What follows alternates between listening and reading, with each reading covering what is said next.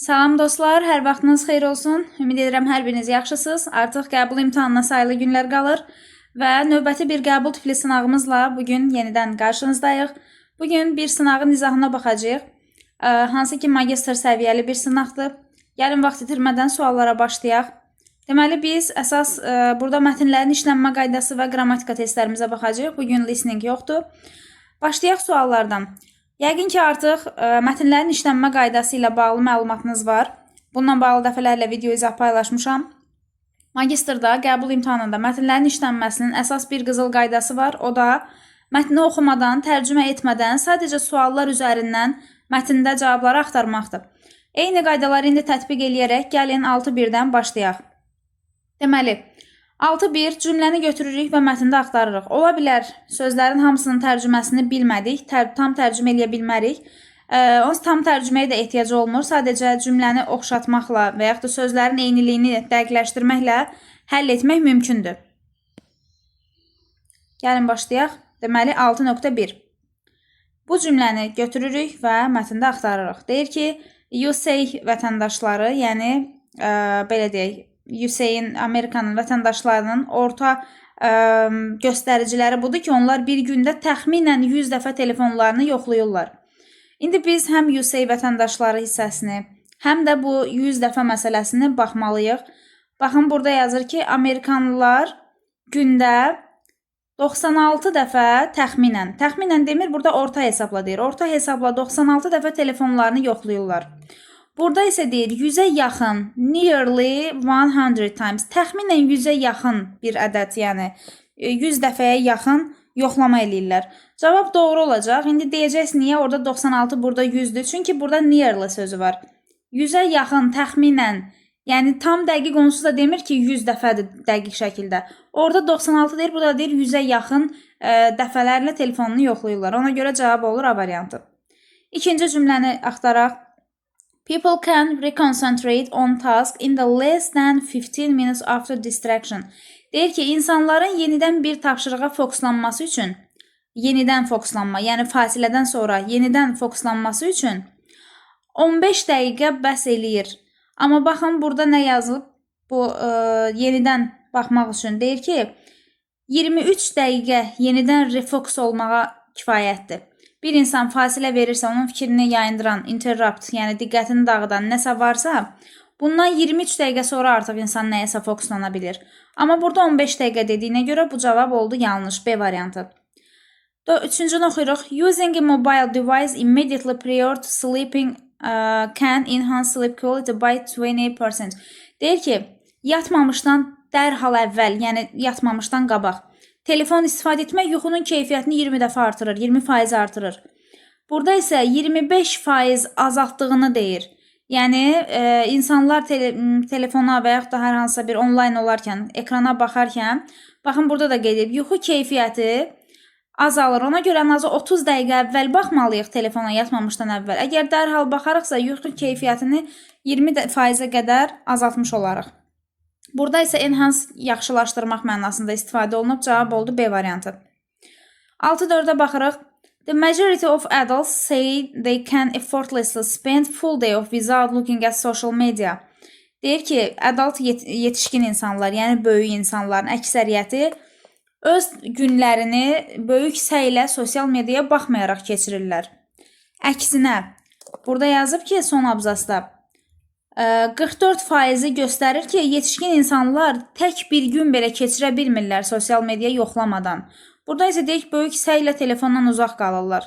Yəni, baxmadan, without. Deməli, cavab yanlış oldu. Ümid edirəm ki, hər bir şey aydındır. Keçirik növbəti sualımıza. Cümlənin ardını tamamlamaq lazımdır.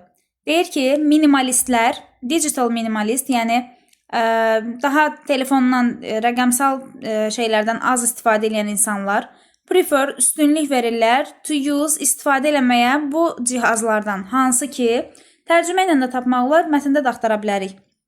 Minimalistlər daha çox yəni üstünlük verirlər, nədən istifadə eləsinlər? Onlar üçün lazım olan, həqiqətən useful, faydalı olan bir şeylərə, D variantı. A variantı deyir ki, çox bildiriş təklif eləyənlərdən. Baxın, çox bildiriş təklif edən bir cihazı minimalist bir adam niyə istifadə eləsin? Minimalist odur ki, yəni rəqəmsalı minimala endirmək istəyir. Bu insan telefondan uzaq durmaq istəyir. Onda çox bildiriş verən bir şeyə baxmaz. B variantından özünü az tərbiyə edən bir şey. Əksinə özünü daha çox tərbiyələndirmək üçün. C variantı bütün deyil cansıxıcılıq hisslərini aradan qaldırır. Ümumiyyətlə əlaqəsi yoxdur belə bir şeydən. Y variantı gündəlik ekranda keçirdiyi vaxtı sıfıra endirmək. Okey, məntiqli gələ bilər başda gündəlik, məsələn, baxdığı saatı azaltmaq. Ancaq mətndə qeyd olunan odur ki, gündəlik vaxtı azaltmaq yox, onlar özlərinə faydalı olanları istifadə eləyirlər. Bunu da hardan bilirik? Yazıb ki, minimalistlər daha çox deməli istifadə eləyirlər gündə 37 dəqiqə, 6 saat 37 dəqiqə və onlar daha çox fokuslanırlar deməli nəyə? Aşağıda bir hissədə qeyd olunmuşdu. Həqiqətən dəyərli olanlara, məsələn, kalendar kimi, video zəng kimi, ailələri ilə danışmaq üçün və s. və bu şeylər üçün, yəni onlara həqiqətən faydalı olan bir şeylər üçün istifadə edirlər. Ona görə elə cavab oldu burada D variantı. 8-ə baxırıq. Deyir ki, best introduction, yəni giriş, ən yaxşı giriş cümlə hansı ola bilər? 8-ci sualda deyir ki, 4-cü abzasa. 4-cü abzasda hansıdır? Baxın, bu abzasdır, nöqtələr qoyulub. 4-cü abzasda nədən danışır? Deyir, few araşdırmaları göstərir ki, sorğuları 44% yetişkin insanlar tək bir gün belə keçirə bilmirlər sosial mediaya baxmadan. Deməli, burada böyüklərlə, bu ədadlarla bağlı bir cümlə verməliyik və onların təbii ki, telefondan uzaq durmamaqları ilə bağlı. İndi variantlara baxın. A variantı deyir ki, ekran qarşısında vaxtın azaldılması sağlamlığa faydaları göz qabağındadır. Sağlamlığa faydaları yoxdur ekran qarşısında. Hə, azaltmağın faydaları ola bilər, amma biz bunun faydalarından danışmamışıq mətndə, həmin abzasda. Orada insanların telefona alüdəliyindən danışırıq. B varianta baxın, deyir, asan deyil əksər insanlar üçün rəqəmsal vərdişlərdən uzaq durmaq, give up, imtina etmək, uzaq durmaqdır. Bax, elə cavab budur. İndi bu abzası qoyub, təkrar abzası oxuyanda görün necə tamamlanır.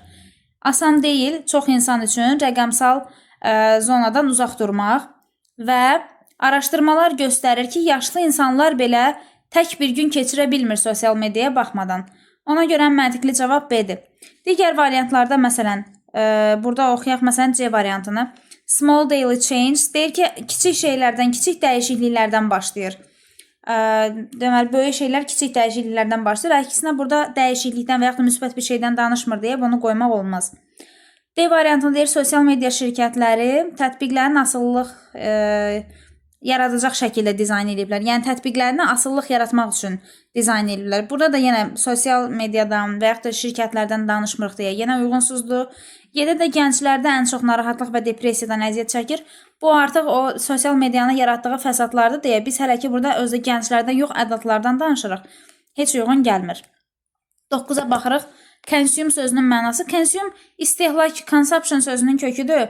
Yəni tükətmək, istifadə eləmək. O da use or spend something. Nəyisə istifadə etmək, xərcləmək və s. 10-cu suala baxırıq.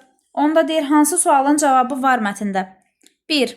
How many hours? İnsan gündə nə qədər saat keçirir onlaynda, yəni orta hesabla vaxt keçirir.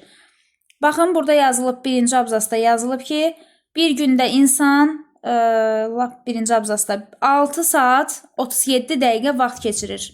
Deməli, onda birinci sualın cavabı oldu. Biri götürürük. 2.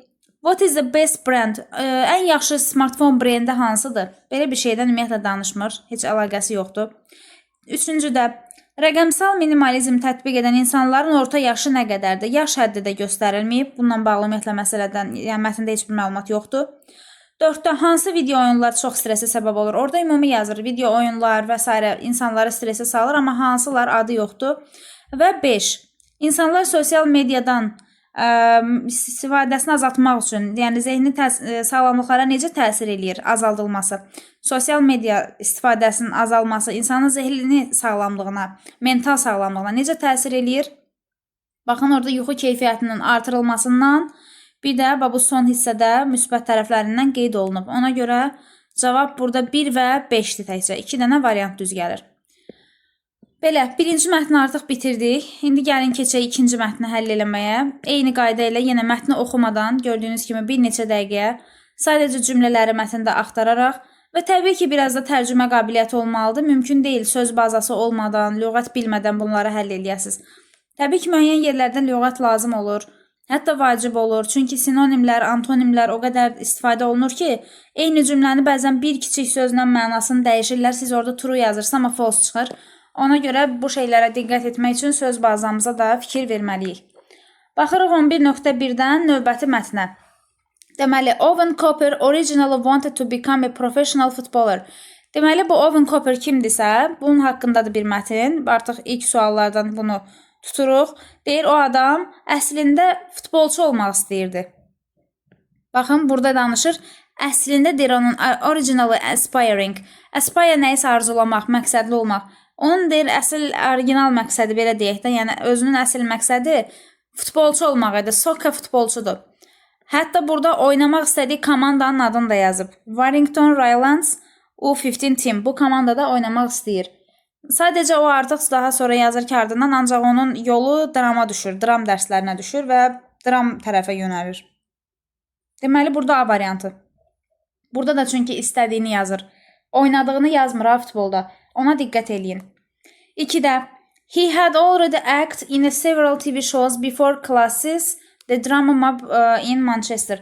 Deyir ki, o artıq bir neçə TV şouda oynamışdı. Manchesterdakı Drama Mob-a qoşulmamışdan əvvəl. Baxın, burada yazır ki, deməli bu kluba qoşulur.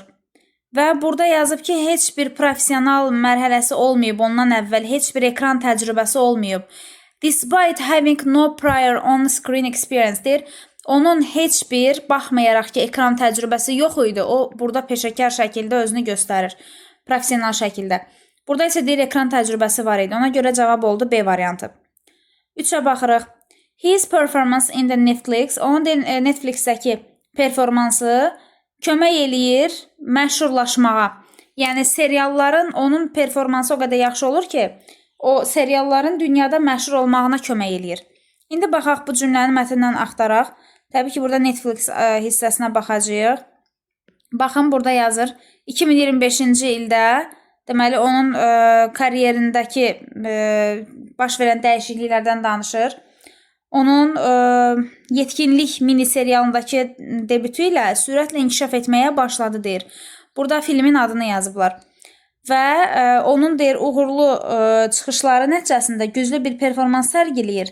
13 yaşlı bir James Miller adlı bir xarakteri canlandırır. Bu xarakterin mürəkkəb emosiyalarının öhdəsindən uğurla gəldi, təriflər qazandı, qlobala çıxdı, məşhurluq və s. Deməli, doğrudur. Cavab oldu burada A variantı. 4-cünə tərcümə eləyək. Cooper's upcoming film role as young as hell. Okay. Deyir ki, Cooper'in 2026, upcoming gələcəkdə deməkdir. Mətndə də 2026 yazır.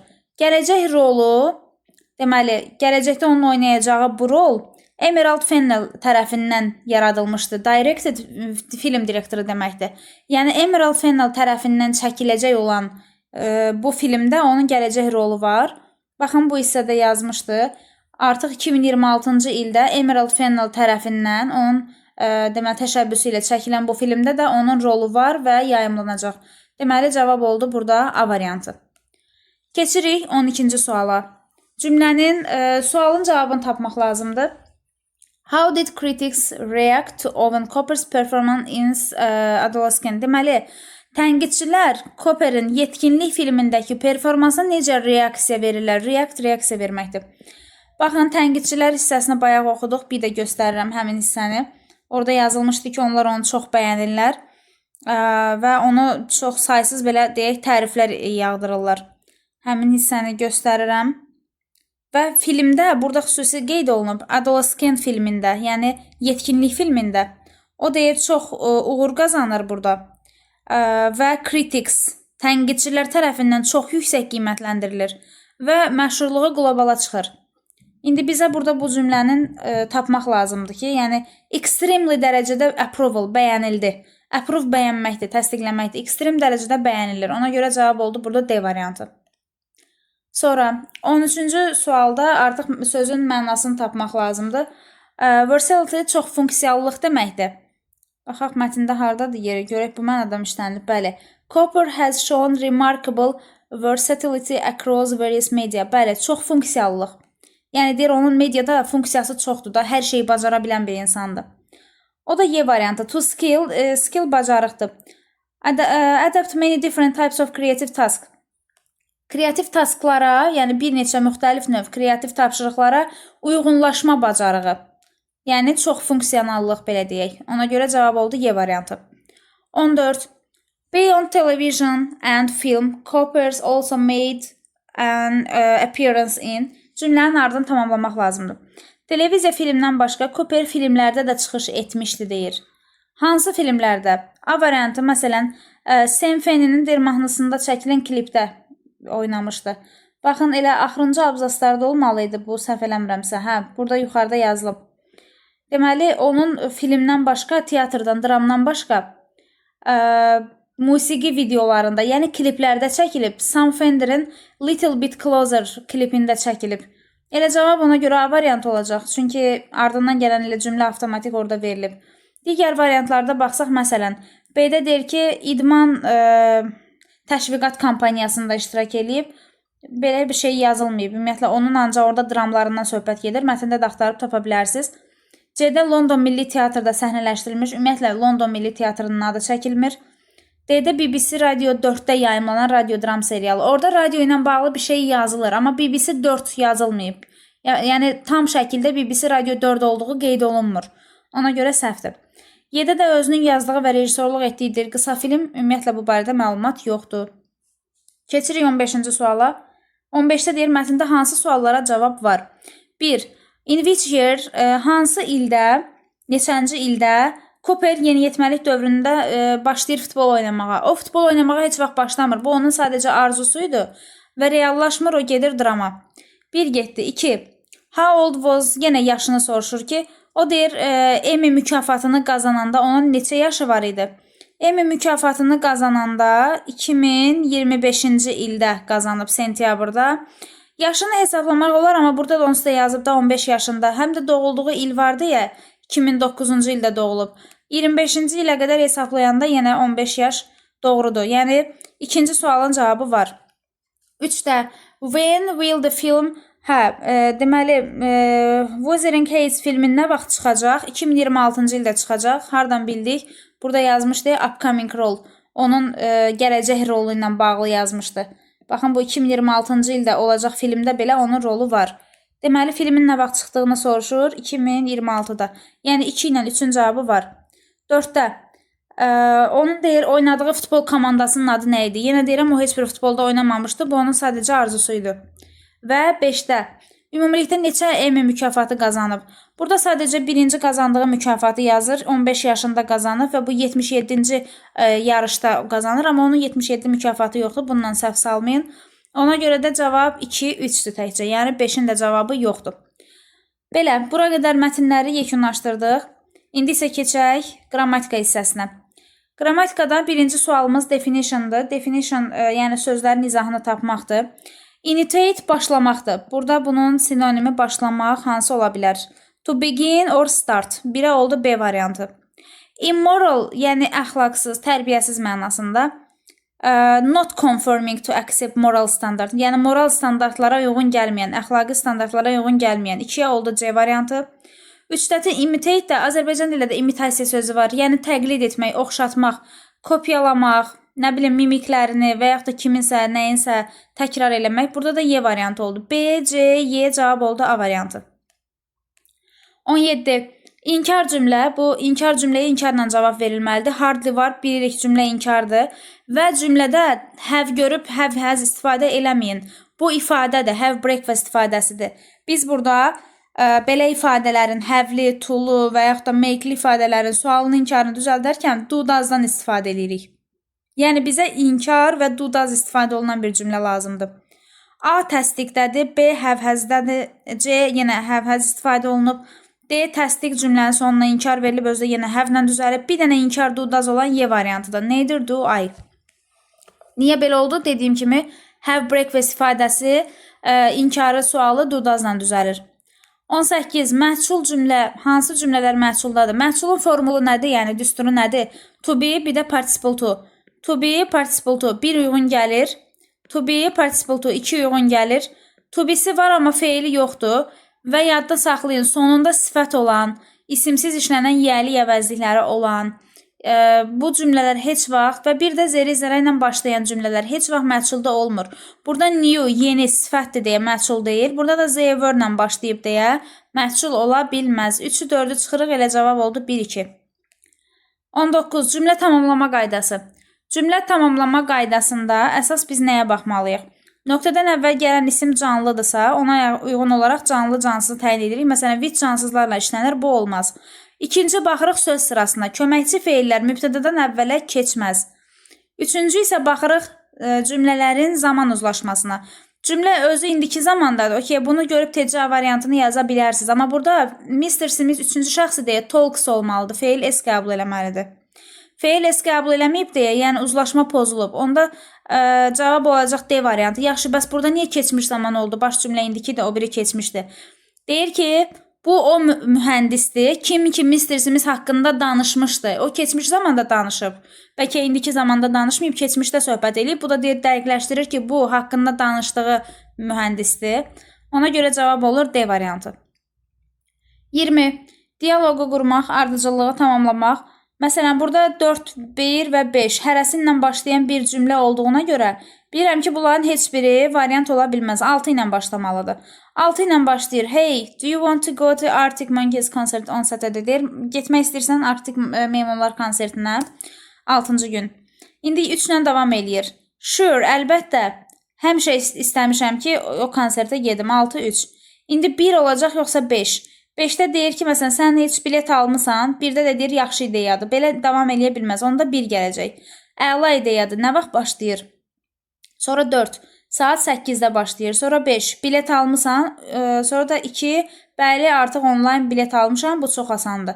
Cavab da oldu A variantı. Yəni belə. Ümid edirəm ki, hər bir şey aydın oldu. Nəsə sualınız olarsa, təbii ki, rəy bölməsində qeyd edə bilərsiniz. Bugünlük bu qədər. Növbəti videolarda görüşərik. Sağ olun, hələlik.